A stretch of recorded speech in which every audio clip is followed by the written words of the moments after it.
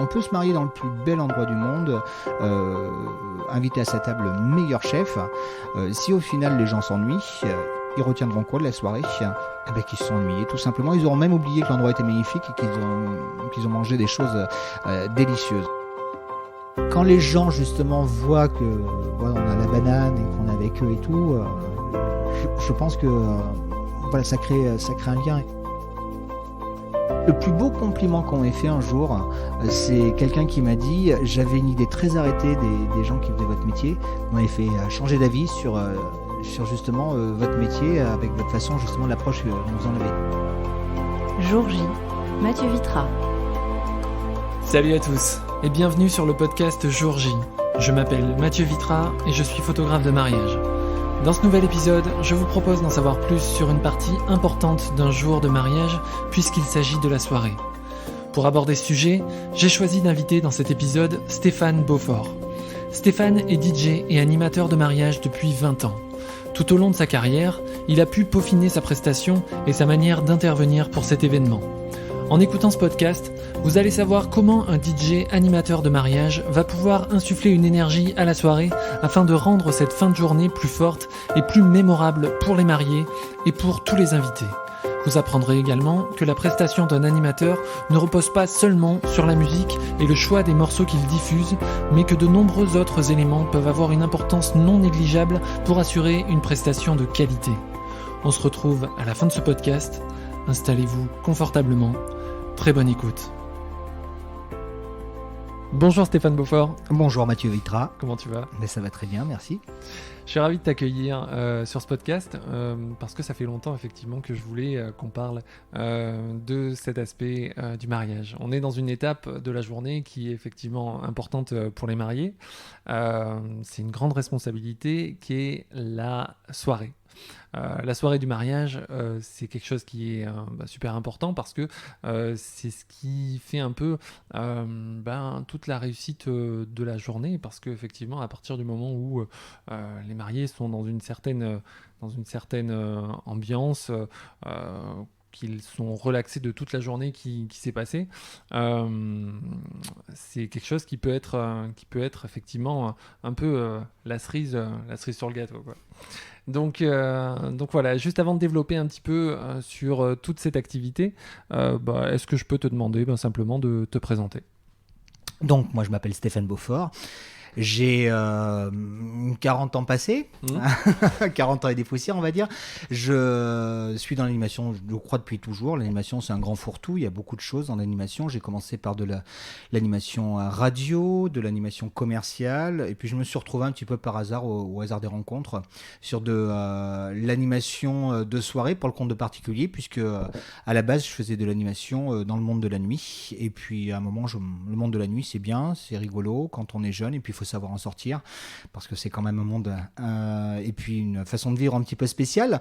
Donc je voulais quand même rester dans le métier de l'animation et de la musique, parce que je suis un féru de musique, et donc ça fait bientôt 20 ans que j'ai créé ma structure qui s'appelle donc La Cerise sur le Gâteau, où je propose des animations pour le compte de particuliers dans le cadre d'événements, mariage bien entendu, mais aussi anniversaire, départ en retraite, enfin tous les événements festifs, et puis également pour le compte des comités d'entreprise, associations, comités des fêtes, voilà, pour tous leurs événements où ils ont besoin justement de musique pour faire danser leurs invités. Donc bientôt 20 ans, c'est un gage de longévité, j'en suis très très fier, et puis surtout je suis passionné donc par ce métier que j'espère encore exercer de nombreuses années.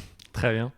Alors, dans ton métier, il y a effectivement la musique, il y a aussi l'animation. La musique, c'est quelque chose qui a toujours été présent chez toi ? Oui, la musique, je crois que j'ai toujours écouté de la musique, et puis surtout, j'ai toujours été curieux de tout, je ne me suis pas enfermé dans un style. Moi, je pars toujours du principe qu'il n'y a pas de bonne et de mauvaise musique, il y a la musique que j'aime et la musique que j'aime moins. Ça, c'est très important pour le métier d'animateur. Le piège, c'est penser que moi j'aime, donc tout le monde va aimer. Ça peut fonctionner sur une soirée où on a de la chance parce qu'on est en parfaite harmonie musicale avec les danseurs en place, et puis le week-end d'après, ça peut être la catastrophe parce qu'on n'est pas du tout en phase avec les personnes présentes. Donc c'est très important de justement d'être ouvert à tous les courants musicaux pour pouvoir s'adapter, parce que chaque soirée est différente, parce que chaque assemblée est différente, et il y a toujours des goûts musicaux qui se détachent, voilà, par rapport à d'autres soirées. Il y a des soirées voilà, connotées plus pop rock, d'autres soirées qui vont être connotées plus électro. Donc voilà, et donc c'est très important de connaître toutes les pépites, en tous les cas les morceaux qui seront aptes à enflammer, à faire bouger un dance floor. Et le piège justement, c'est s'enfermer dans un style. Et puis justement, quand les personnes demandent de la musique qui fait pas partie justement de la musique qu'on a l'habitude d'écouter, là on est dépourvu, ou on n'a pas les titres, ou on les a mais on ne sait pas lesquels faut passer parce qu'on n'y connaît strictement rien. Donc la culture musicale, pour mon métier, c'est quelque chose de très très important. Et c'est important aussi de se tenir informé régulièrement de ce qui sort, évidemment. Alors ça aussi, oui, bien sûr, il ne faut pas s'enfermer. C'est vrai que j'ai des confrères qui sont très axés années 80. Bon, les années 80, bien sûr, c'est incontournable sur le plan de la culture musicale, surtout la culture musicale voilà, pour faire danser les gens. Mais la planète musique s'est pas arrêtée passé les années 80, sur les années 90, les années 2000, les années 2010 et aujourd'hui encore. Il y a des choses très, très intéressantes à exploiter. Et c'est très important d'être toujours à l'écoute, justement, des nouveautés, des nouveaux courants musicaux et de tout ce qui sort de façon régulière sur le plan national et international. Ouais. Alors, ton activité, effectivement, tu as plusieurs spécialités. Tu fais des animations commerciales et tu fais aussi du mariage, donc c'est ce qui nous intéresse aujourd'hui. Quelle image tu avais du mariage avant d'en faire ? Alors, moi, sur tous les mariages où je me suis rendu en tant qu'invité, j'ai le souvenir que... Alors, c'est marrant, dans les années 80, ça se faisait pas trop, faire appel à un animateur. C'était souvent quelqu'un de la famille qui avait un bout de chaîne hi-fi. Un peu comme le photographe, d'ailleurs. C'est exactement ça. Et... en tous les cas, moi j'en avais entendu, quand je travaillais dans le monde de la nuit, en discothèque notamment, on se moquait un petit peu des animateurs de mariage. On les prenait très très haut parce que c'est un petit peu voilà, le métier de disque jockey. Le DJing en discothèque, on est un petit peu sur la plus haute marche. Donc c'est vrai qu'on avait tendance à regarder voilà, les animateurs de mariage en souriant en coin. Et quand j'ai décidé, moi, de faire l'animation de mariage, je voulais surtout pas tomber dans la caricature de l'animateur de mariage. Et c'est une caricature, c'est pas un mythe, hein. Malheureusement, il y en a beaucoup qui abordent ce métier de façon, je dirais, très franchouillarde. Voilà, le mariage avec voilà, toute la panoplie Patrick Sébastien, toutes les chansons à boire, les jeux qui vont avec également. Et c'est vrai qu'on a souvent l'image de l'animateur comme ça, un peu lourdingue, brut de coffret. Et moi, je voulais justement aborder l'animation de mariage d'une façon plus intelligente, en tous les cas d'une façon telle que je la concevais, quoi. Et je pense que ça a été ça fait partie des bons choix en tous les cas, puisque mon site internet en tous les cas est orienté comme ça pour il y a des gens qui sont demandeurs d'une ambiance très très franchouillarde. J'ai construit mon site internet de façon à ce que ces gens-là, quand ils consultent mon site, ils se disent non, on n'est pas en phase, c'est pas cette personne qu'on prendra. Après, s'il faut faire ce type d'ambiance, je sais le faire, je peux le faire, mais c'est pas ce que je préfère faire. Ouais. Je pense qu'on peut s'amuser sans tomber dans les travers de la facilité, voire même de la vulgarité parfois. Quoi. D'accord. Oui, il y a effectivement différents styles. Chaque DJ, chaque animateur a effectivement un style particulier. C'est répondre à une demande et c'est s'adapter, hein, de toute façon. Alors c'est très très important. Moi j'ai toujours l'habitude de dire à mes clients, aux futurs mariés, que je ne fais que proposer, je n'impose rien du tout, bien entendu. Chacun a sa personnalité. Les mariés veulent donner également une orientation à leur soirée par le biais d'un thème. C'est pas l'animateur ou à quelques prestataires que ce soit qui va intervenir dans la plus belle soirée du plus beau jour de leur vie, d'imposer ses idées, de dire non, on va faire comme ça, moi je fais comme ça. Non, la force de ce métier, je pense dans tous les métiers de l'événementiel, c'est de savoir s'adapter, d'apporter son expérience, bien entendu, mais surtout d'être à l'écoute et de faire un petit peu une soirée à la carte, tout en, bien entendu, des fois, c'est vrai que j'ai des clients qui ont des idées, des fois, où on sait pertinemment qu'on va dans le mur, et justement, c'est là que c'est important de leur faire partager notre expérience et leur dire, là je pense qu'on peut le faire, mais je pense que ça serait mieux de faire autrement. Ouais. Alors, moi c'est super intéressant parce que c'est vrai que le poste que tu as, c'est une sacrée responsabilité quand même. C'est une sacrée responsabilité de pouvoir effectivement assurer l'ambiance, l'atmosphère d'une soirée en fonction effectivement de ce qui se passe, parce que comme tu le dis, il faut effectivement pouvoir s'adapter, faire face à potentiellement des imprévus. Il y a effectivement une préparation, il y a une trame de la soirée qui est établie, mais il peut y avoir effectivement des choses qui ne sont pas spécialement prévues, et c'est quand même effectivement une sacrée responsabilité d'avoir ton poste. Oui, moi j'ai toujours l'habitude de dire que l'animation c'est vraiment le ciment de la soirée. C'est vrai que les gens prennent beaucoup de soin à choisir leur traiteur, le lieu, leur photographe, ce qui est tout à fait légitime. Mais le choix de l'animateur, et ils en ont souvent très conscience, n'est pas à prendre à la légère, parce que c'est le ciment de la soirée. On peut se marier dans le plus bel endroit du monde, inviter à sa table le meilleur chef. Si au final les gens s'ennuient, ils retiendront quoi de la soirée? Qu'ils se sont ennuyés, tout simplement. Ils auront même oublié que l'endroit était magnifique et qu'ils ont mangé des choses délicieuses. Ils retiendront une chose, quand ils parleront du mariage de Mademoiselle X et de Monsieur Y, ils diront on est parti à 1h du matin parce qu'on s'ennuyait. Ils diront pas l'endroit était formidable. C'est la première chose qu'ils diront. L'animation, c'est vraiment le ciment de la soirée, et c'est vrai que une fois le repas terminé, si l'animateur ne sait pas insuffler la bonne énergie, la bonne ambiance, la soirée s'arrête là, quoi. Donc c'est dommage. Tu es DJ et animateur. Est-ce que tu peux me dire effectivement quelle est la différence entre les deux? Pourquoi les deux? Et comment dans ton évolution l'un est arrivé avec l'autre? Comment les deux se sont liés en fait? Alors, il y a plusieurs facettes du métier de DJing. Si on prend les grands DJ français comme David Guetta, Martin Solveig et d'autres, c'est pas des DJ qui vont ils vont prendre le micro de façon très très sporadique. C'est pas du tout la même approche. Alors après il y a l'excès inverse. Il y a l'animateur disque jockey qui est un petit peu trop animateur. Ça, je sais dans mes souvenirs d'adolescents, quand je sortais en discothèque, il y avait des disques jockeys qui usaient, je dirais, qui abusaient même du micro, où ils parlaient sur tout le morceau. Ils faisaient leur show, quoi.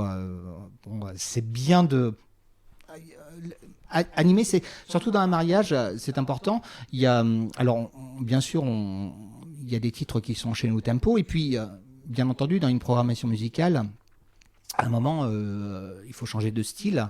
Et puis surtout, c'est très important côté musique. Il faut changer de rythme.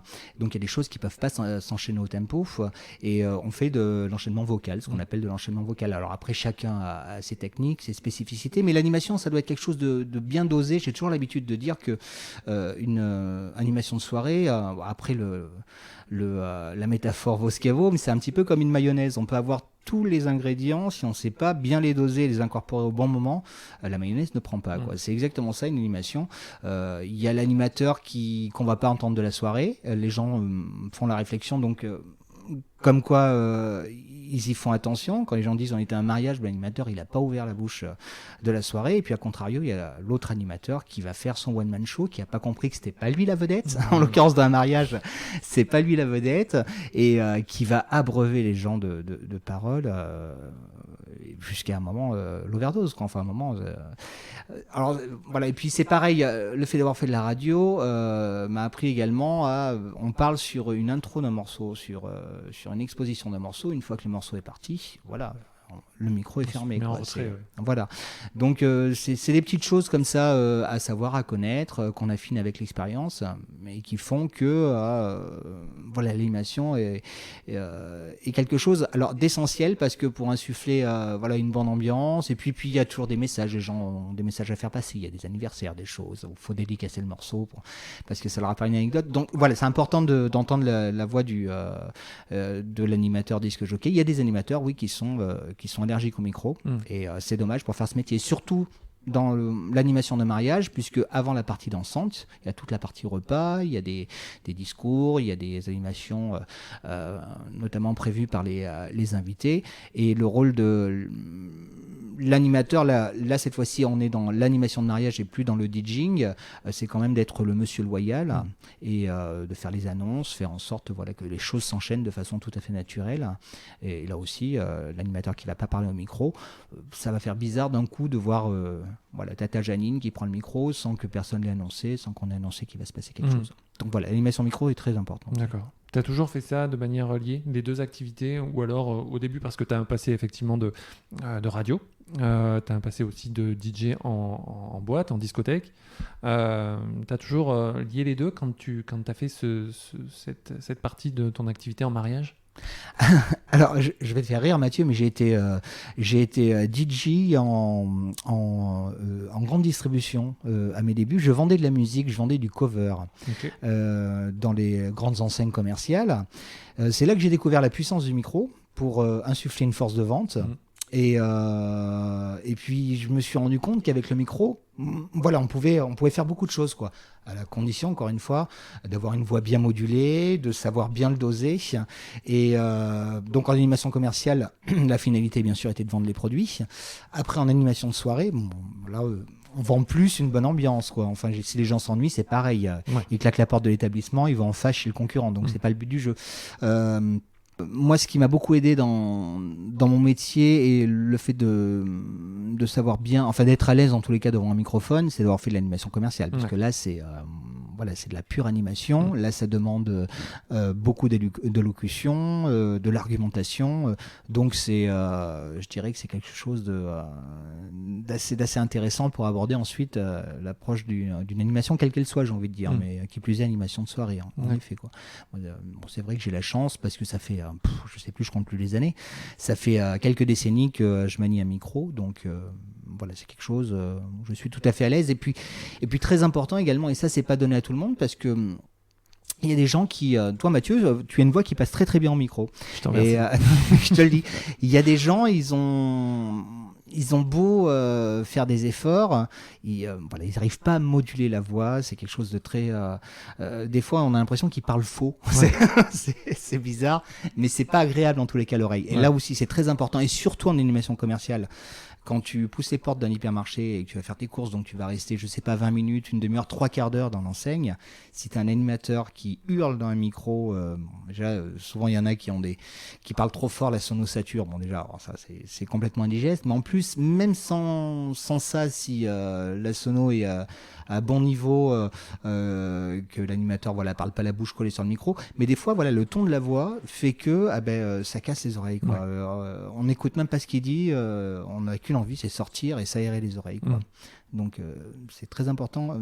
Encore une fois, l'animation commerciale a été un bon moteur justement pour aborder tout le reste de l'animation. Et il y a eu l'animation radio au départ également, et tu le sais, toi Mathieu qui fait des podcasts, c'est très important également de l'élocution, moduler la voix, ça fait en sorte que les choses soient ensuite agréables à entendre, à écouter. D'accord.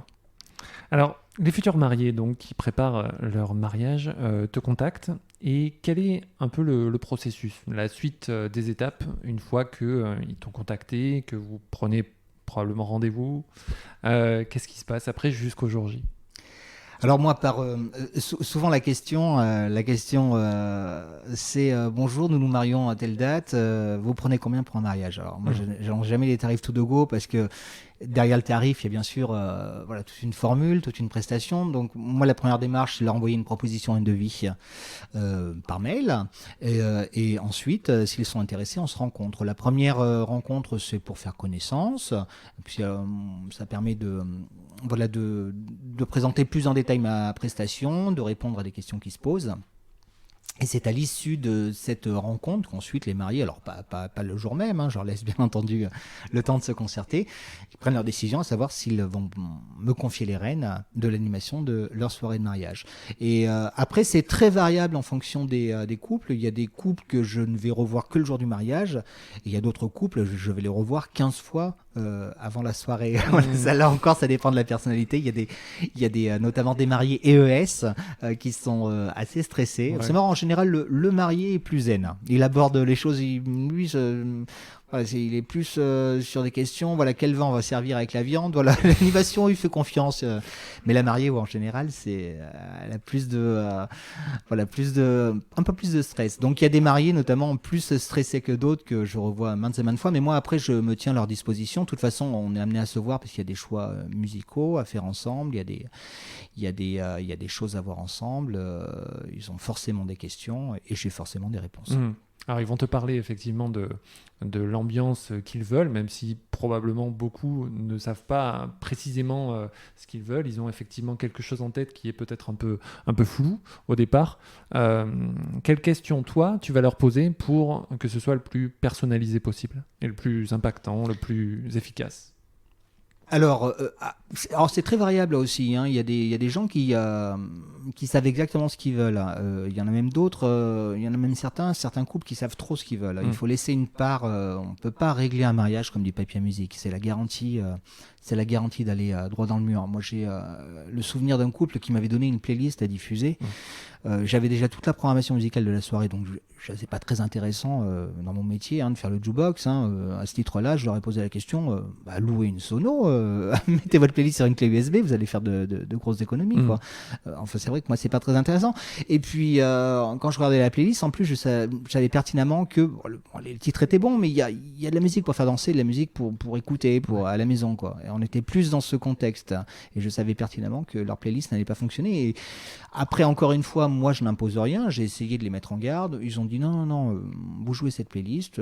Voilà, c'était leur dernier avis. Donc, j'ai joué la playlist le jour J et ça n'a pas fonctionné. Et c'est le marié qui est vite venu me voir, voyant la piste désespérément vide. Après, moi, c'était un grand moment de solitude parce que je me mettais à la place des gens qui disaient mais il a rien compris. Je ne faisais que suivre les consignes. Heureusement, le marié a été réactif et vite revenu me voir. Il m'a dit allez-y, faites comme vous le sentez. Et en effet, voilà. Après, voilà, on a une expérience et c'est ça qu'on fait partager justement aux mariés. Donc après, les questions des mariés sont très diverses. Elles concernent quand même notamment beaucoup la musique. Et puis, il y a quand même c'est marrant, ça on le sent, je dirais 9 fois sur 10, des craintes de la part des mariés parce qu'ils ont assisté à des mariages où décidément, il doit y avoir beaucoup d'animateurs qui font mal leur métier. Mais c'est bien, moi je dis toujours que c'est bien qu'ils aient vu justement ce qui ne va pas, quoi. Alors, c'est vrai, des craintes. Alors, comment vous faites parce qu'on avait un animateur qui faisait comme ça et ça nous a pas trop plu. Voilà, donc c'est beaucoup de style de questions. Mais après, j'ai la chance d'avoir des clients formidables qui me donnent carte blanche, qui me font une entière confiance. Peut-être parce que ça fait quelques années que je suis dans le métier, que je bénéficie d'un bouche à oreille très sympathique et notamment je suis recommandé par de nombreux prestataires. Et ça me fait bien plaisir. Et grâce à ça, oui, c'est vrai qu'en général, il y a une grande confiance de la part des mariés. Donc après, les questions, c'est beaucoup sur les choix de musique pour les moments clés de la soirée, au niveau des animations également, pendant la partie repas. Mais après, oui, je dirais qu'il y a une grande confiance de la part des mariés qui me laisse carte blanche. Alors, toi, tu vas effectivement t'occuper de tout ce qui est sonorisation, de tout ce qui est évidemment animation. Tu vas sonoriser différentes étapes de la soirée, même peut-être du cocktail, du vin d'honneur, de la soirée, peut-être certaines cérémonies, les cérémonies laïques. C'est quelque chose qui est de plus en plus en vogue. On se marie de moins en moins à l'église. On passe bien sûr devant Monsieur le maire, puisque il faut officialiser le contrat de mariage. Mais c'est vrai que quand j'ai démarré le métier d'animateur de mariage, de soirée de mariage, le passage à l'église était incontournable. Enfin, en général, c'était le cocktail, mairie, église. Donc, moi, je n'intervenais pas sur où ça m'arrivait quelques fois de sonoriser quelques petites églises de campagne qui étaient dépourvues de sonorisation. Mais c'était très rare. Et aujourd'hui, c'est vrai que il y a encore des mariages à l'église, mais il y a de plus en plus de cérémonies avec des officiants. C'est vrai, c'est une autre façon d'aborder le mariage. C'est très émouvant également. Et puis, ça permet d'interférer avec l'Assemblée, puisqu'on a beaucoup de discours à ce moment-là. Et donc, c'est vrai que c'est un pôle en plus, puisque d'habitude, d'habitude, on intervenait au moment du vin d'honneur, où on diffuse une ambiance musicale pour que tout le monde passe un bon moment en buvant un cocktail et en mangeant des petits fours. Désormais, oui, la partie animation démarre dans le cadre de la sonorisation. Alors, c'est pas de l'animation, c'est de la sonorisation pure, avec diffusion de sources musicales et puis bien sûr des micros pour le célébrant et l'ensemble des intervenants, que ce soit les mariés bien entendu, mais aussi leurs témoins et toutes les personnes qui vont intervenir durant la cérémonie. Donc maintenant, souvent, c'est le cocktail cérémonie, vin d'honneur également. Ça, c'est très important, c'est pas prendre à la légère une sonorisation de vin d'honneur. Il y a, encore une fois, je vous le disais, de la musique pour danser et de la musique pour créer une ambiance. On peut pas passer n'importe quoi comme musique pour un vin d'honneur. Et puis après, il y a la partie soirée qui se scinde en deux parties. La partie repas, où il va y avoir là aussi présence de sonorisation pour toutes les animations, mais il y a de la musique de fond également qui est diffusée pendant la partie repas. Et puis bien entendu, le nerf de la soirée, la partie dansante, où là, on va augmenter les watts et, et là, pump it up, c'est parti. D'accord. Alors tu le disais, effectivement, il y a de la musique pour danser, de la musique pour écouter. Les générations qui se marient aujourd'hui, la grande majorité, tous les âges évidemment se marient, il n'y a pas de limite, mais ceux qui ont, on va dire, entre 25, 35, 40 ans, on va dire, ont écouté une certaine musique dans leur adolescence, et c'est souvent celle-ci qui reste un petit peu dans leur musique à écouter, et c'est peut-être parfois celle-ci qu'ils vont te suggérer, mais comme tu dis, c'est pas forcément de la musique à danser. Ma génération, par exemple, les trentenaires, ont écouté dans les années 90, début 2000, des groupes comme Oasis, des choses qui sont effectivement très... qu'ils ont beaucoup écouté, mais c'est évidemment pas sur ça qu'ils vont danser. Donc toi, ton rôle, ça va être effectivement de pouvoir réadapter un petit peu ce genre musical pour faire en sorte que la soirée se passe le mieux possible. Oui, de toute façon, tu sais Mathieu, il y a deux soirées dans une seule soirée. Il y a la première partie, on va partir du principe que les gens dansent, ça se fait de plus en plus, on a des repas qui sont de plus en plus courts, donc on n'est plus obligé de les scinder en faisant une partie dansante au milieu du repas pour rendre le repas un petit peu plus digeste, entre guillemets, même si on mange des bonnes choses. C'est vrai qu'un repas long, on a tous fait des repas de famille où on reste à table des heures et des heures. À un moment, on s'ankylose, on se fatigue. Donc sur les repas qui étaient longs, on scindait la soirée en deux, et enfin le repas en deux, et on faisait une partie musicale. Maintenant, on démarre la musique une fois le dessert terminé. Alors je te disais, il y a deux soirées en une, parce qu'au début, une fois le dessert terminé, on a encore tout le monde. Tous les convives sont là, toutes les générations. Donc là, c'est très important de faire quelque chose de multigénérationnel. Et on a justement des courants musicaux qui font très très bien le job. On parlait des années 80 tout à l'heure, par exemple, les années 80, que ce soit les ados, les trentenaires, les cadras, les quinquas, les plus de 60 ans, les années 80, ça marche. Donc, une soirée, on va la démarrer vraiment avec que de ce qu'on appelle dans le jargon de la grosse munition, où on sait qu'on va ambiancer la piste, et surtout qu'on va... Voilà, c'est un lien avec toutes les générations. Alors, il y a deux soirées en une, parce que cette partie de la soirée va durer un certain temps, un temps certain. Ça peut être 1 heure, 1 heure et demie, 2 heures. Le fait est que l'assemblée va s'égrener. Il y a les personnes âgées qui vont quitter l'assemblée. Il y a les parents d'enfants bas âge qui savent qu'ils seront debout le lendemain à 8 heures, donc ils prennent leur garde. Et puis, il y a des gens, des fois, où 3 heures du matin, c'est le bout du monde. D'habitude, ils sont au lit à 22 heures, donc... Voilà. Et donc il se trouve que sur une assemblée où on était 100 personnes, à 3h30, 4h du matin, on va se retrouver à 20-25 personnes. Et là, on a ce que j'appelle le noyau dur, les irréductibles, ceux qui seront là coûte que coûte et vaille que vaille, jusqu'au terme de la soirée. Et là, c'est une deuxième soirée qui commence, parce que là, on n'est plus obligé de partir, même ça serait ridicule de faire du multigénérationnel. On va s'adapter aux gens qu'on a en face. Alors, comment on s'adapte ? On ne va pas les sonder, leur poser la question, qu'est-ce que vous voulez entendre ?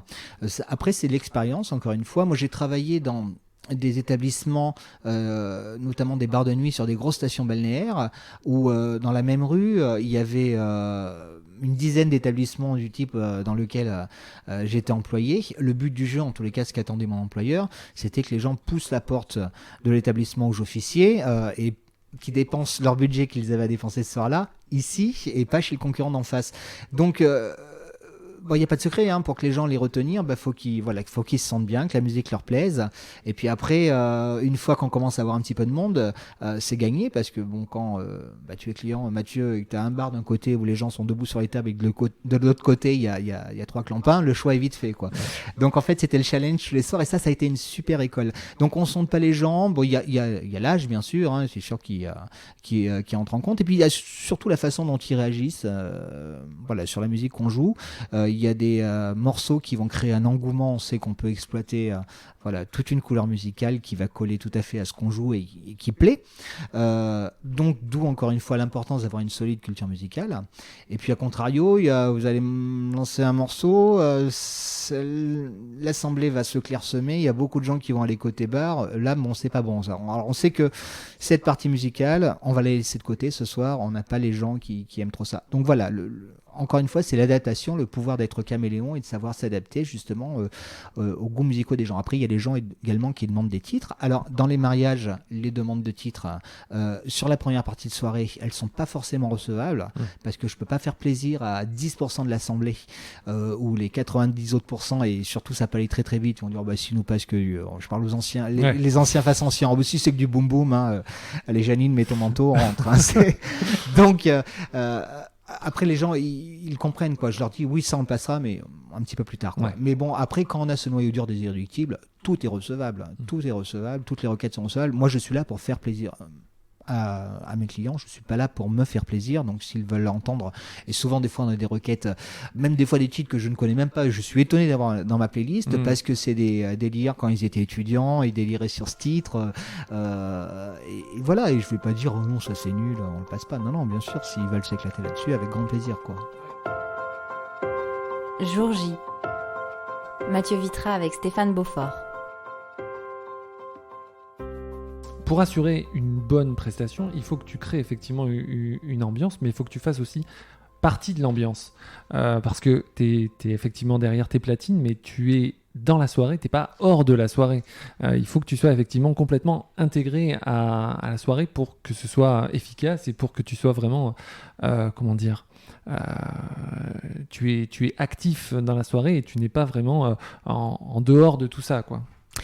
Bien sûr, même si ça c'est un petit peu lorsqu'il y a des mariés qui ont décidé de faire l'impasse sur un animateur pour des raisons qui leur sont propres, hein. Souvent c'est des raisons budgétaires, et ils connaissent un ami, un cousin, un neveu, qui a un peu de sono et qui leur dit moi je vais te faire la soirée, et l'ami, le cousin, le neveu en question, s'il n'a pas l'habitude de faire la soirée, il va très vite se rendre compte que c'est quand même deux mondes à part, la partie sono et la partie piste de danse, parce qu'il va voir tous ses amis, sa famille et ses collègues s'éclater sur la piste de danse, et lui il est rivé à sa sono, parce que ça demande du boulot, il faut préparer le titre suivant. Des fois, moi-même, j'avais calé un titre à venir, et 30 secondes avant la fin du morceau en cours, je change mon fusil d'épaule. Voilà, c'est tout le temps une remise en question. C'est vraiment une alchimie très particulière, hein, créer une programmation musicale. Donc très vite, la personne qui fait l'animation, en fait, se rend compte qu'ils s'amusent pas derrière, pas comme les invités, parce que c'est vraiment deux mondes à part. Et alors, le piège, c'est souvent ils quittent la sono et ensuite chacun y va de sa playlist. Alors, encore une fois, c'est des gens qui n'ont pas d'expérience, donc qui partent du principe moi j'aime, donc vous allez voir, je vais vous mettre de la bombe. Donc déjà c'est très très éclaté comme style musicaux, parce que d'un coup on va avoir du reggae, après derrière on va avoir du death metal, et puis après de la variété, et puis après de l'électro. Donc c'est complètement décousu, les gens se perdent et donc la piste se vide. Donc, d'où l'importance d'avoir un animateur. Alors, je dis pas non plus que l'animateur il s'ennuie derrière sa sono. Loin de là. On est toujours à l'affût. Nous, on est là, on a une responsabilité. Mais après, moi, je m'éclate derrière ma sono. Je m'éclate. Déjà, je suis comme il y a la partie sono, il y a toute la partie matérielle. Donc, il y a tout ce qui est jeu de lumière. Aujourd'hui, on fait des choses exceptionnelles. Moi, quand j'ai commencé dans le monde de la nuit, on avait heureusement que c'était les discothèques, c'était des jeux de lumière fixes, ça pesait des tonnes, et puis vu la taille, la puissance que ça consommait, les effets étaient moindres par rapport à ce qu'on a aujourd'hui, nous, qui faisons, j'aime pas ce terme, mais bon, de la disco mobile. Aujourd'hui, il y a un protocole DMX qui permet de programmer les machines, on fait des choses magnifiques, quoi. Les technologies ont évolué très très rapidement sur le plan de la musique. du support musical, mais aussi sur le plan des lumières. Donc déjà, moi, créer une ambiance lumineuse, j'adore. Ouais. Je fais à la fois light jockey et disc jockey. Justement, le DMX permet de faire ça, de pouvoir gérer les deux en même temps. Donc on a de quoi s'occuper derrière la sono quand même. Ouais. Et puis un morceau, c'est 3-4 minutes, ça passe vite. Donc...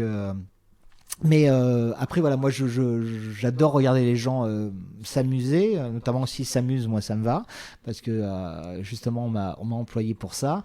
Et puis j'aime la musique, je m'amuse avec mon matériel, je m'amuse, les gens me font rire aussi. Il y a des mariages où très vite il y a des gens qui se détachent, on connaît leurs prénoms, on les charrie au micro, enfin voilà, il y a une interaction avec, surtout passé 3-4 heures du matin, même si des fois l'ambiance, moi je suis pas dans le même moule que mes invités qui ont un petit peu abusé de boissons alcoolisées, tandis que moi je ne bois pas une goutte d'alcool, et ça c'est très important justement pour durer dans ce métier, sinon les personnes qui confondent fête justement et boulot en général vont pas très très loin, et leur réputation est faite et défaite très très rapidement.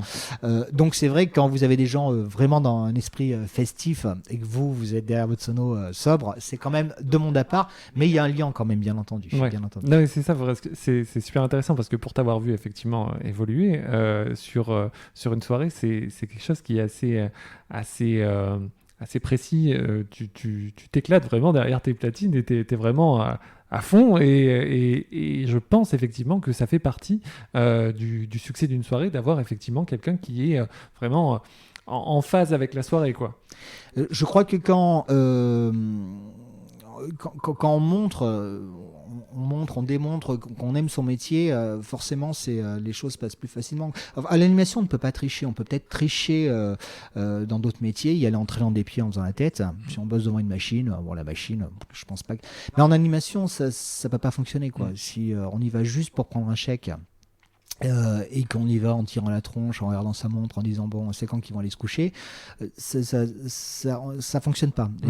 Et quand les gens justement voient que on a la banane et qu'on est avec eux et tout, je pense que ça crée un lien, et c'est très important également. Je crois que dans tous les métiers qu'on fait, il faut aimer ce qu'on fait tout simplement, et c'est quand on aime ce qu'on fait, qu'on le fait bien, quoi.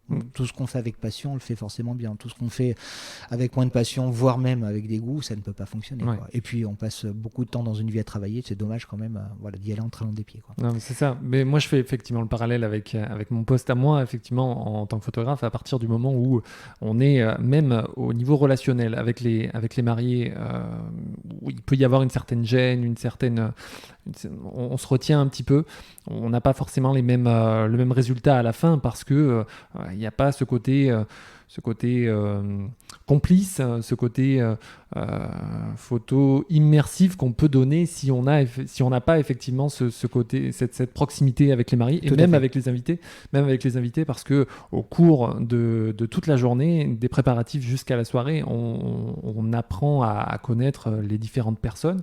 Évidemment, les mariés, on les connaît un peu plus puisqu'on a passé plusieurs rendez-vous avec eux, mais ce côté effectivement à être intégré au groupe, à être presque ami ou grand frère entre guillemets des mariés, c'est quelque chose qui est super intéressant.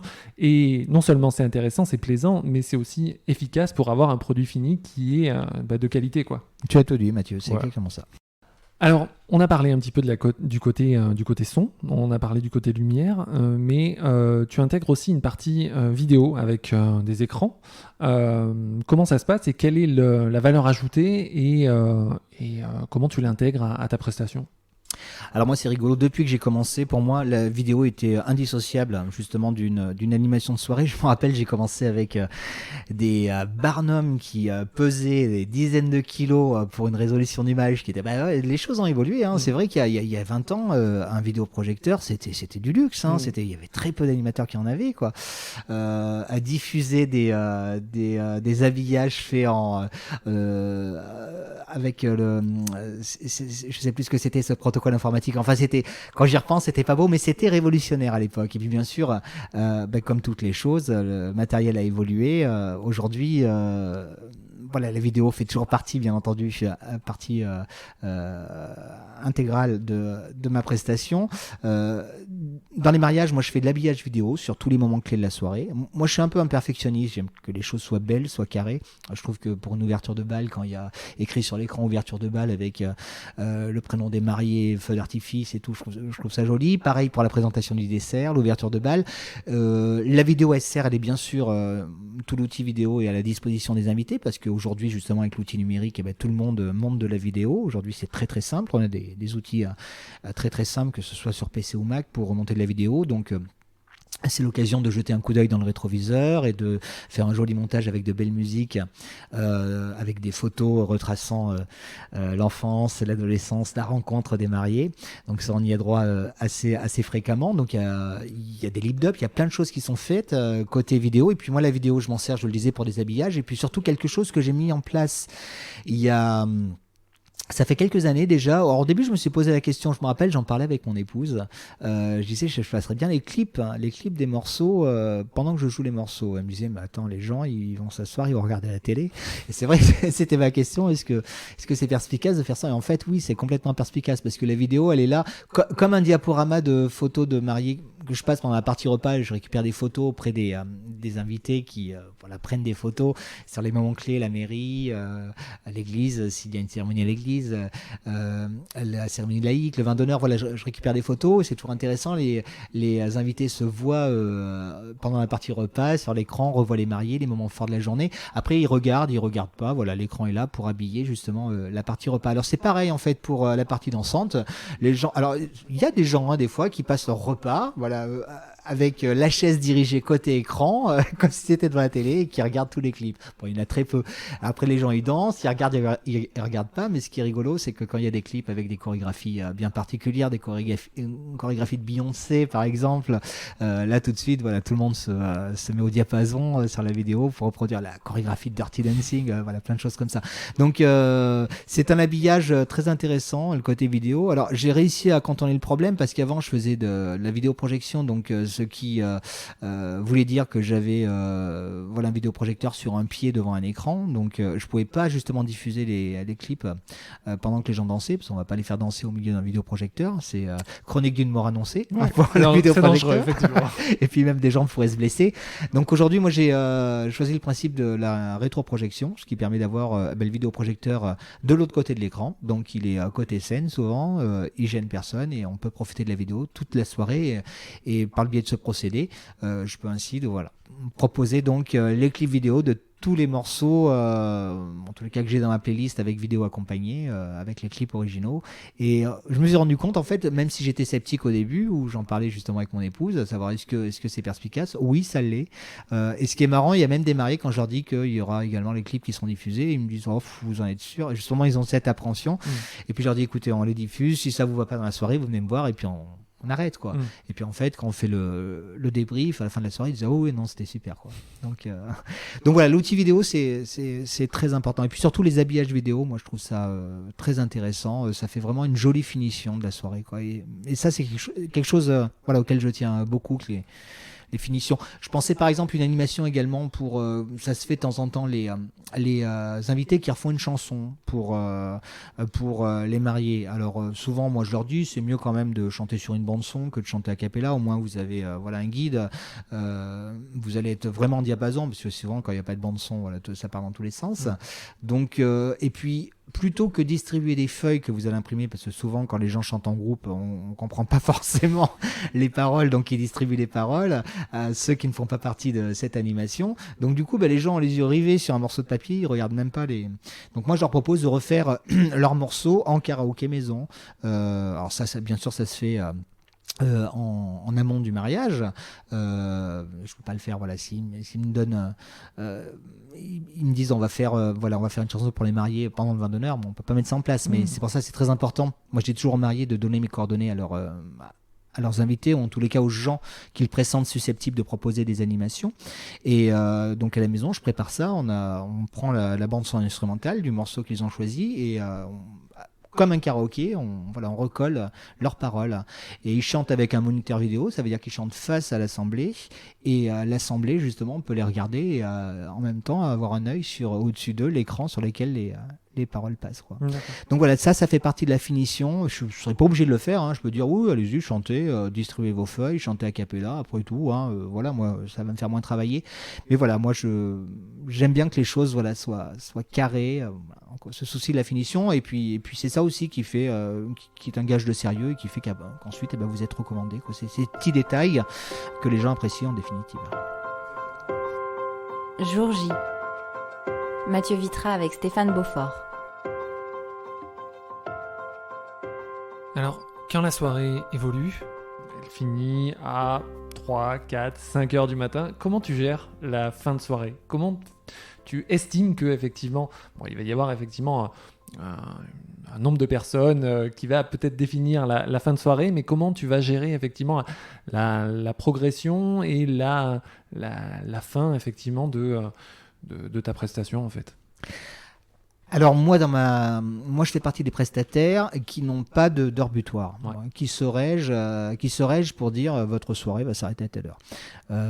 Moi, tous les animateurs justement qui imposent un horaire de fin, je leur conseille de retourner dans le privé, bosser dans un établissement où ils sauront qu'à leur âge, ils éteignent les amplis.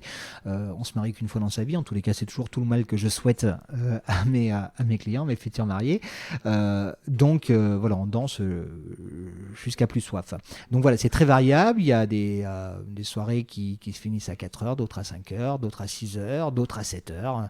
Des fois, il fait plein jour. Le soleil redarde ses rayons dans la salle, surtout quand on est sur la deuxième quinzaine de juin, première quinzaine de juillet, où les journées sont très longues et les nuits sont très courtes. À un moment, c'est vrai, j'ai eu affaire des fois à vraiment des irréductibles. À un moment, il faut savoir s'arrêter. C'est vrai, quand il refait plein jour dans la salle, vous avez le souvenir t'as le souvenir de cette salle qui était joliment dressée avec des fleurs sur les tables, de jolies nappes blanches, et que là il refait soleil, que la salle est en vrac, il y a des taches de vin sur les nappes. Donc à un moment, moi mon slogan, mon leitmotiv, c'est jusqu'au bout de la nuit, jusqu'à n'en plus pouvoir. Quand il fait grand jour, déjà, c'est que j'en peux plus et il faut savoir s'arrêter. La plupart du temps, les soirées s'arrêtent d'elles-mêmes. Alors comment ça se passe ? C'est vrai qu'on en parlait, on a l'assemblée qui s'écrème jusqu'à retrouver le noyau des irréductibles, qui lui aussi va finir par s'écrémer. Des fois, ça arrive, pendant 1 heure, on n'a que 3 danseurs, mais c'est comme ça, c'est la règle du jeu. Alors c'est vrai que moi, j'ai le souvenir de dance floor en discothèque où il y avait 600 clubbers. Là, on fait danser 3 personnes, mais bon, voilà, c'est pas parce qu'il reste 3 personnes que la soirée va s'arrêter. Donc souvent, moi, c'est les mariés, ou si les mariés se sont éclipsés de la soirée, en tous les cas, des responsables de la soirée, les témoins notamment, qui me disent bon alors on va s'arrêter, on va aller réveiller les mariés si les mariés sont partis. Mais voilà, c'est eux qui me donnent le coup d'arrêt. Il y a un moment aussi, alors c'est toujours un moment de flottement où parce qu'on a dansé, à un moment danser c'est physique, c'est fatigant, où les gens ne dansent plus, mais ils sont dans la soirée quand même, ils discutent entre eux et tout. Donc là on part sur des ambiances, c'est plus de la musique vraiment dansante, ça va être des sons plus cool, plus relax. Les gens ont envie d'être dans une ambiance, mais sont fatigués de danser. C'est pas pour autant que la soirée est terminée. Bon, à un moment, si ça s'éternise, on va leur demander ce qu'il en est, si on continue ou pas. C'est vrai que c'est pas, quand vous avez une piste vide, c'est pas très glorifiant. Alors j'ai eu l'exemple aussi une fois, ça c'était terrible, c'était un week-end caniculaire, il y avait une piscine à côté du domaine et j'avais personne sur la piste de danse. Et en fait, ils étaient tous dans la piscine, ils faisaient la fête dans la piscine sur le son de la musique. Il n'y avait pas d'enceinte dehors, en plus le son de la musique, c'était ce qui sortait de la salle, quoi. Ouais. Mais c'est très frustrant pour moi parce que je savais pas quoi leur passer, parce que c'est dur de pas avoir de retour sur l'assemblée. Et puis surtout, on parlait de l'interaction justement, c'est amusant de voir les gens s'amuser. Là, les gens s'amusaient dans la piscine, j'avais l'impression d'être puni. Donc, tu les as pas rejoints dans la piscine? Non, ça aurait été compliqué. Mais donc voilà, là, on se pose la question, mais ils sont partis, on arrête. Et j'ai eu, dans les anecdotes aussi, j'ai eu une fois une soirée où tout le monde est parti en même temps. Sur un morceau que j'ai passé. Et je me suis dit, oula, c'était le mauvais choix ce morceau. Ce que je savais pas, c'est que c'est un bus qui ramassait tout le monde. On n'avait pas averti. Mais ça fait drôle quand vous passez un morceau et que d'un coup, tout le monde prend sa veste et s'en va. On se dit, oula, ce morceau. J'ai fait une connerie. J'ai fait une boulette. Donc c'était le bus. C'était le bus. Alors, On a parlé effectivement le fait d'avoir une importance particulière à aimer ce qu'on fait pour pouvoir faire une prestation réussie. D'ailleurs, à la fin de mon podcast, je dis à chaque fois, à la fin de la conclusion, je dis à chaque fois, faites ce que vous aimez, aimez ce que vous faites. C'est super important parce que c'est, comme on l'a dit tout à l'heure, à partir du moment où on va aimer ce qu'on fait, que la prestation va être la plus qualitative possible. Mais est-ce que tu peux me dire pourquoi précisément tu aimes ce que tu fais et quelles sont les satisfactions que tu as à faire ce métier, quelle gratification t'obtiens effectivement de manière ultra égoïste et ultra personnelle? De manière ultra égoïste. Moi, j'ai toujours aimé être, si ce n'est le premier dans le top 5, dans tout ce que je faisais. Donc, faire partie des animateurs les plus recommandés sur le département, sur la région, c'est une grande fierté. Le plus beau compliment qu'on m'ait fait un jour, c'est quelqu'un qui m'a dit « J'avais une idée très arrêtée des gens qui faisaient votre métier. Vous m'avez fait changer d'avis sur justement votre métier, avec votre façon, justement, l'approche dont vous en avez. » Ça a été... ça a été un super compliment parce que c'est ça, quoi. Redonner ces lettres de noblesse, démontrer aux gens qu'une animation de mariage, c'est pas tourner les serviettes, c'est pas la chenille, voilà, c'est pas tout ça, quoi. Qu'on peut s'amuser sans tomber dans les travers de la vulgarité, de la gaudriole, avec des animations également graveleuses, hein, parce que il y a des animations de mariage. Alors, un petit peu moins aujourd'hui, c'était valable il y a quelques années. Aujourd'hui, les choses ont tendance à s'arranger, mais fut un temps, bon, les gens, ils voulaient des animations pour leur mariage, notamment les témoins, ils voulaient faire une surprise au marié, mais ils n'avaient pas d'idée. Donc, ils allaient sur un moteur de recherche. Google est ton ami. Idée de jeu pour mariage. Et là, ils tombaient sur des jeux, mais c'était... voilà, en tous les cas, moi, c'est pas le genre de choses que je propose, quoi. Donc voilà, redonner ces lettres de noblesse en proposant des animations voilà, qui sont cohérentes, sympathiques et intéressantes, une programmation musicale également intéressante, pas tomber justement dans les travers de l'animation bas de gamme de mariage. Et puis des compliments, quoi. Ça, c'est je sais que c'était la journée du compliment hier, mais c'est vrai que les compliments, ça fait plaisir. Il y a cette personne qui avait dit voilà, que je lui avais fait changer d'idée sur la vision qu'il avait de mon métier. Il y a une autre personne qui me dit, oh, vous avez fait danser Tonton Robert, ça faisait 40 ans qu'on l'avait pas vu danser. Ça aussi, on s'est dit, super, quoi. Super, j'ai fait danser Tonton Robert. Oui, non, c'est important. C'est important. Non, voilà, c'est des petites attentions. Et puis les yeux qui brillent de mille feux des mariés en fin de soirée, qui sont hyper contents, qui mettent des messages super sympathiques ensuite sur mon site internet, sur ma page Facebook, voilà, où il y a vraiment, on sent qu'on a rempli le contrat à la hauteur de leurs attentes largement, quoi. Et ça, c'est le but du jeu. De toute façon, moi, c'est marqué dans mes propositions. Si vraiment ma prestation n'était pas à la hauteur, si la soirée devait être décevante, un flop total, ils me doivent rien. J'aurais honte pour moi. Je partirais la tête basse et je n'irais pas leur réclamer quoi que ce soit. Ce n'est jamais arrivé.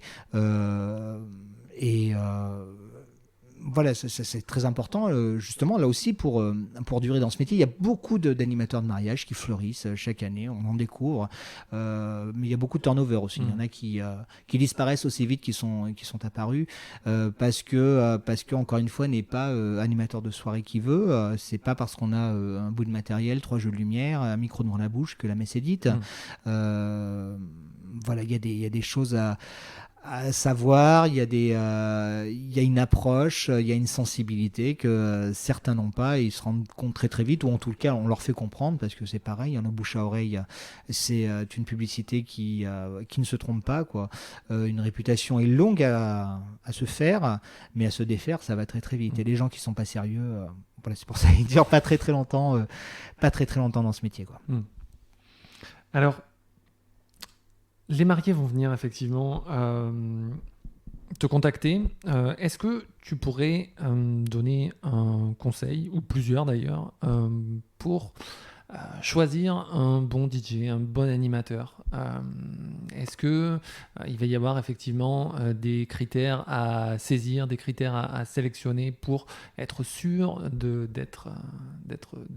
choisir le bon DJ pour un mariage? À part venir voir Stéphane Beaufort, évidemment. Alors en fait, il y a plusieurs écoles. Il y a des gens qui m'ont déjà vu sur d'autres mariages. J'étais là en tant qu'invité, donc la démonstration est facile. Parce que c'est vrai qu'un traiteur, il va faire un repas test. Donc le traiteur, un jour, il va leur faire le repas test, l'entrée, le plat, le dessert. Donc les mariés vont vraiment avoir matière à juger la prestation du traiteur. Moi, l'animateur, je vois mal baisser les lumières, mettre du son et les ambiancer chez eux ou chez moi. Ça serait complètement ridicule. Donc il y a les gens qui vous ont vu travailler, c'est facile, ils ont vu comment ça se passait. Il y a des gens, il y a beaucoup aussi de ça aussi, on parlait du bouche à oreille, de recommandations, mais des fois ça rebondit. Alors je viens de la part d'une collègue à la belle-mère de ma tante qui vous a vu sur un mariage, des fois on n'arrive pas à refaire le fil, mais bon, moi c'est vrai que quand je fais intervenir à la maison au niveau du bricolage des artisans, c'est vrai que quand vous avez vu un carreleur qui faisait un super boulot avec un chantier super propre, vous allez plus être amené à appeler cette personne plutôt qu'à aller prendre un illustre inconnu dans les pages jaunes qui sûrement fait très bien son boulot également, mais peut-être qu'il fait moins bien aussi, voire même c'est peut-être la catastrophe. Donc, alors il y a ensuite les gens qui ne vous ont jamais vu, qui vous connaissent ni d'Adam ni d'Ève, où là forcément il y a une relation de confiance qui doit s'instaurer, quoi. Après, je dirais que le sacro-saint mot, c'est le mot feeling aussi. Il faut qu'il y ait un feeling qui passe, parce que nous autres prestataires, comme toi Mathieu, et encore plus peut-être toi Mathieu que moi, on va partager des moments intimes de cette journée dans leur vie. Donc, faut vraiment qu'il y ait un feeling qui passe. Si on se regarde en chien de faïence. On se dit je peux pas les blairer vivement que ça s'arrête, ça peut pas fonctionner, quoi. Donc c'est pour ça que c'est très important de rencontrer les mariés avant qu'ils prennent leurs décisions. Les choses, si elles devaient se faire que par téléphone, c'est biaisé. Il faut se parler les yeux dans les yeux, voir vraiment si on a les mêmes approches, les mêmes affinités, la même façon de concevoir les choses, et puis les clients, voir si vraiment c'est le prestataire dont ils sont à la recherche, parce que chacun, je vous le disais, il y en a qui sont à la recherche d'ambiance bien spécifique pour leur mariage. Il faut tout pour faire un monde, comme on dit. Moi, je dirais que c'est le luxe aujourd'hui. C'est vrai que quand j'ai commencé, comme toute personne qui démarre une activité, on regarde le téléphone en disant bon allez, c'est quand que tu sonnes. Aujourd'hui, j'ai la chance d'avoir un téléphone qui sonne très souvent, de refuser beaucoup de dates parce que sinon il faudrait que je me clone comme la brebis d'Oli pour pouvoir sur les gros week-ends de haute saison estivale pouvoir animer toutes les demandes pour lesquelles on me sollicite. Mais le grand luxe aujourd'hui, alors ça m'arrivait rarement, mais des fois ça m'est arrivé de rencontrer les gens. Je sais pas, je les sentais pas. Et j'aurais pas dit votre tête me revient pas, votre tête, donc je vais pas animer votre soirée. On trouve des excuses, on trouve toujours des excuses pour dire non, en fait définitive, je vous coupe l'herbe sous les pieds avant que vous preniez votre décision. Je pourrais pas animer votre mariage, voilà, mon cousin qui se marie, bref.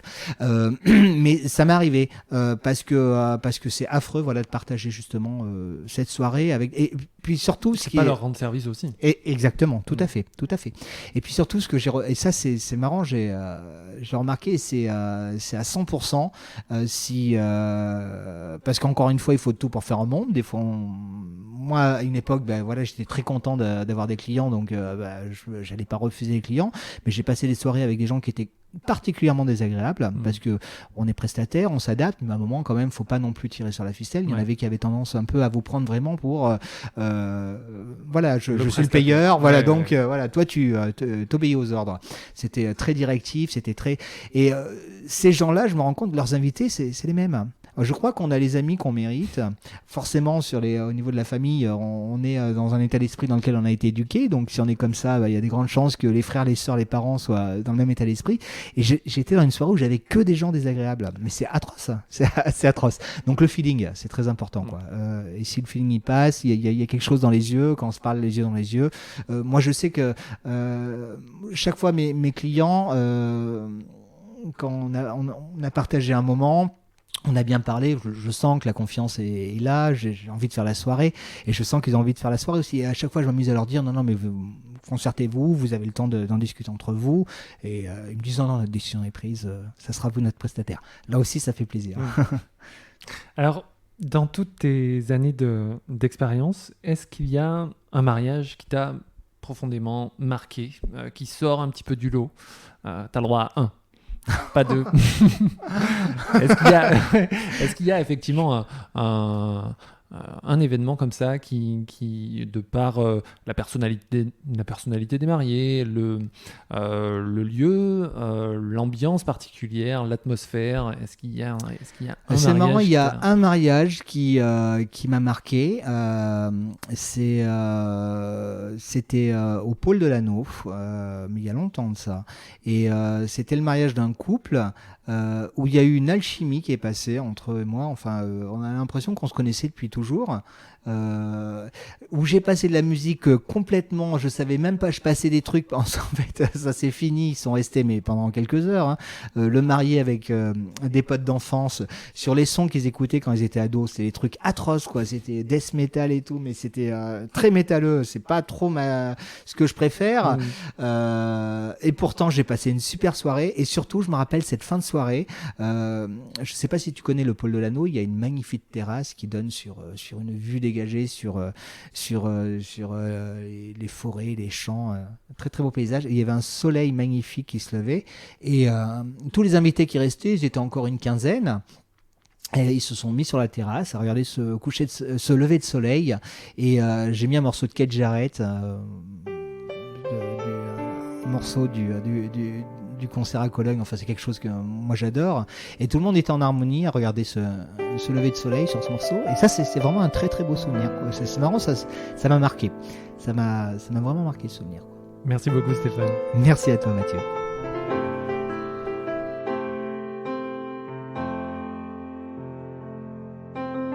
Voilà, j'espère que cet épisode vous aura permis d'en savoir plus sur l'animation et la manière d'aborder une soirée de mariage. Un grand merci à Stéphane Beaufort d'avoir accepté de participer à cet épisode. Vous pouvez retrouver beaucoup d'informations en lien avec cet épisode et des fonctions supplémentaires pour que l'expérience d'écoute de ce podcast soit optimale sur mon site mathieuVitra.com/lejournal. Vous pouvez retrouver également Stéphane Beaufort sur Facebook et sur son site La Cerise sur le Gâteau. Pour soutenir ce podcast, n'hésitez pas à partager cet épisode sur vos réseaux sociaux, Instagram, Facebook, LinkedIn, et à mettre 5 étoiles ainsi qu'un commentaire sur Apple Podcast, c'est très important pour moi. Parlez-en autour de vous et abonnez de force toute votre famille et tous vos amis. Je vous retrouve dans un prochain épisode, et n'oubliez pas, faites ce que vous aimez, aimez ce que vous faites. À bientôt.